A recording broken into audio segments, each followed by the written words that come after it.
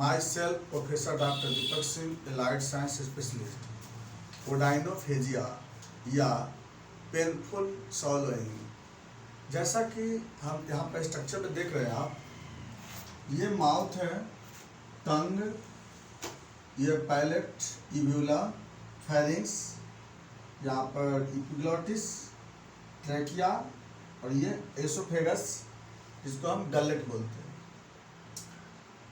जब हम मेस्टिकेशन करते हैं, जब खाना खाते समय जब मेस्टिकेशन करते हैं, तो मेस्टिकेशन करने के बाद जो फूड है वह एक राउंड शेप का स्ट्रक्चर बनता है ना। जैसे फूड यहाँ पे आया, और जब हम मेस्टिकेट करते हैं तो मेस्टिकेट करने के बाद यहाँ पर एक राउंड शेप का स्ट्रक्चर बनता है। इसका राउंड शेप के स्ट्रक्चर बनने को हम बोलते हैं बोलस कहते हैं।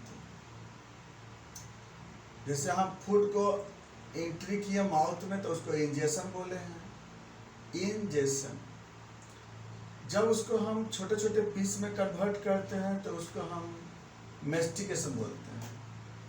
सलाइवा क्या करता है कि उस फूड को मिक्स करके और इमल्सिफाई कर देता है, और जिसके बाद एक राउंड शेप बनता है, उसको बोलस कहते हैं। यह बोलस सब्सटेंस, ये बोलस सब्सटेंस माउथ के अंदर बना, और इसके बाद इसको हम ग्लूटिनेट करते हैं। ग्लूटिनेट का मतलब होता है इसको अंदर ले जाना। अंदर मतलब क्या?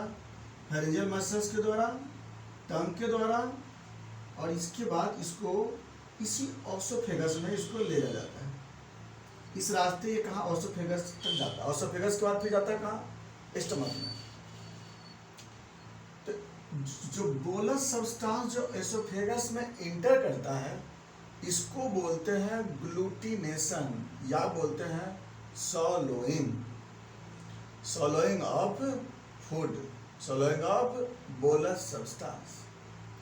तो यहाँ से ये बोलस या फूड सब्सटेंस ऑसोफेगस में जाने को बोले हैं सॉलोइंग या ग्लूटिनेशन। ग्लूटिनेशन में कौन कौन से कंटेंट भाग लेते हैं? टंग, फेरिंक्स और साथ में एसोफेगस। एसोफेगस में आपको स्ट्रक्चर बताएंगे आपको आगे। इसमें दो तरह के स्फिंक्टर होते हैं, अपर स्फिंक्टर एंड लोअर स्फिंक्टर। तो स्फिंक्टर के द्वारा ये जो होता है ना, फूड सब्सटेंस अंदर स्टमक में चला जाता है। तो ये बोलस सब्सटेंस के एंट्री होने को हम लोग ग्लूटिनेशन बोले, सॉलोइंग बोले। और यह एंट्री होते समय अगर दर्द होता है, उसी को हम ओडाइनोफेजिया बोलते हैं। तो odynophagia means painful glutination and painful swallowing. During glutination और swallowing of food, pain develop known as odynophagia. आइए अब आगे बात करते हैं कि यह क्यों होता है। ओडाइनोफेजिया किस किस कारण से डेवलप होता है। ओडाइनोफेजिया का 3 साइट है, 3 साइट।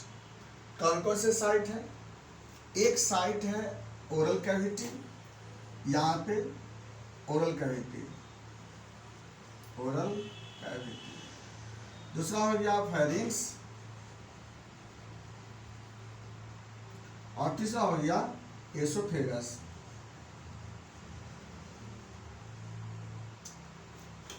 ओडाइनोफेजिया 3 कंडीशन में डेवलप, 3 जगह से डेवलप होता है, 3 पार्ट्स। एक पार्ट हो जाएंगे ओरल कैविटी से, एक फेरिंक्स से, और तीसरा आपको एसोफेगस से। क्योंकि ये जानने से हमें डिजीज का एक आइडिया लगेगा कि कहाँ पे ये कंडीशन बन रहा है। तो ओडाइनोफेजिया तो एक सिम्टम है, एक कंडीशन बना है जो कई डिजीज के कारण हो सकता है। तो अब हमको ये पता लगाना होगा कि जहाँ पे दर्द हो रहा है ना, उससे ये पता लगेगा कि लोकेशन की किस साइड पे दर्द है, और तब पता चलेगा कहाँ पे क्या पॉसिबिलिटी हो सकता है डिसऑर्डर से। सबसे पहले आते हैं ओरल कैविटी के बारे में।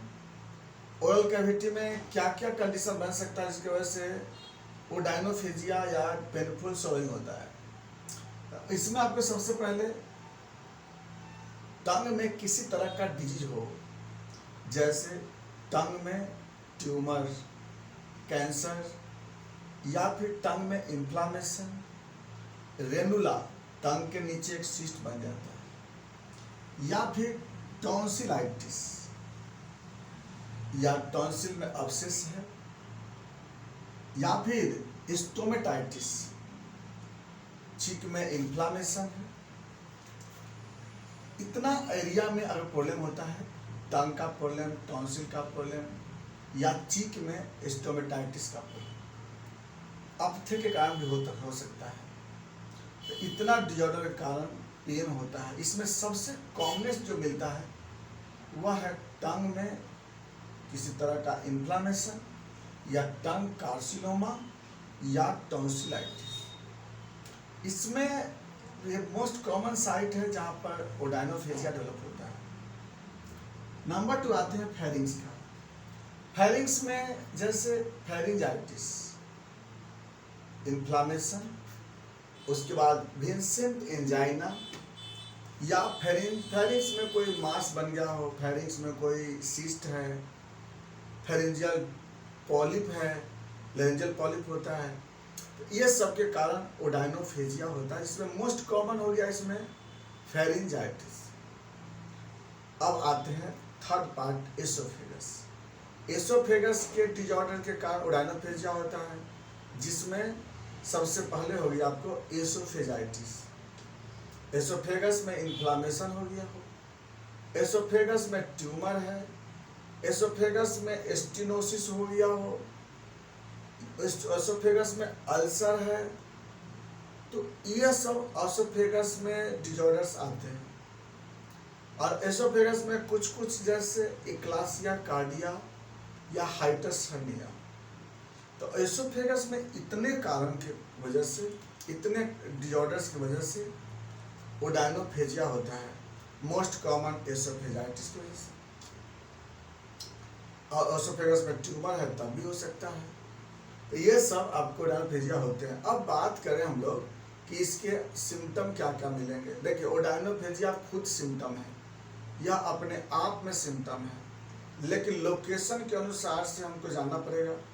जैसे अगर by the way oral cavity में दर्द हो रहा है, तो ओरल कैविटी में पेन हो रहा है, इसका मतलब ओरल कैविटी का डिजॉर्डर्स है। तो जैसे ही टंग को टर्न करते हैं तो पेन डेवलप होगा। उसके साथ साथ सलाइवा का सिंथेसिस इसमें आपको इरेगुलर हो जाएंगे। उसके बाद माउथ में हो सकता है कि बर्निंग भी हो, स्पीच में दिक्कत हो सकता है, बात करने में दिक्कत हो सकते हैं, माउथ ब्रीदिंग में भी प्रॉब्लम आ सकता है।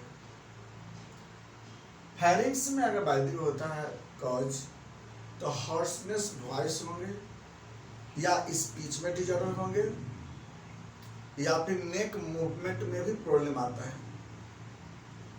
अगर ये एसोफेगस में अगर होगा तो हार्टबर्न होगा, या चेस्ट में भारीपन होगा, चेस्ट डिस्कम्फर्ट होंगे।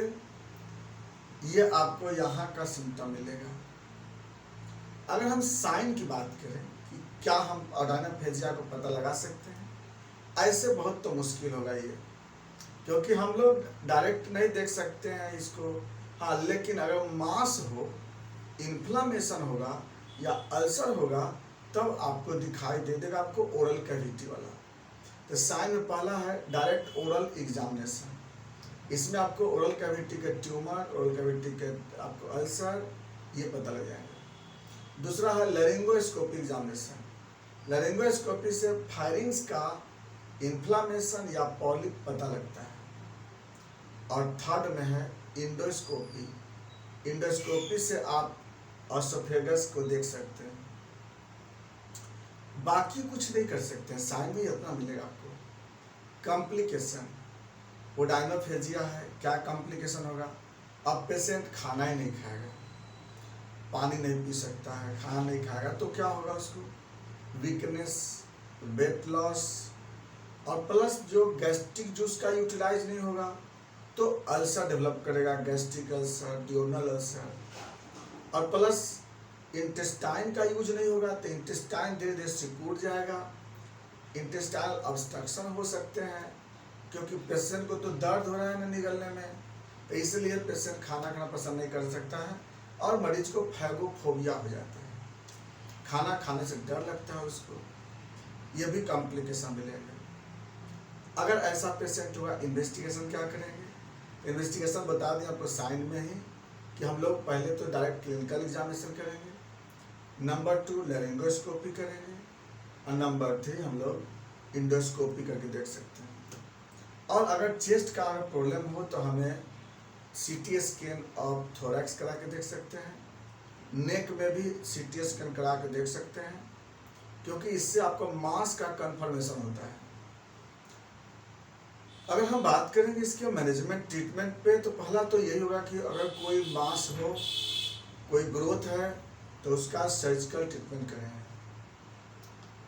मैनेजमेंट के रूप में हम लोग लिक्विड डाइट देंगे, RT feeding, Ryle's tube feeding कराएंगे पेशेंट को, और अगर इन्फ्लामेशन है तो एंटी इन्फ्लामेटरी ड्रग्स चलाएंगे, कहीं अल्सर है तो उसके लिए दवा चलाएंगे। हम कोशिश करना है कि इसमें लिक्विड डाइट देते हैं, ऐसा कोई डाइट नहीं देंगे जिसके कारण भोजन निगलने में दिक्कत हो, क्योंकि ग्लूटिनेशन करने में जितना लिक्विड जैसा रहेगा मटेरियल और जितना वह वार्म रहेंगे, उतना आसानी से उस चीज़ को ग्लूटिनेट कर सकते हैं।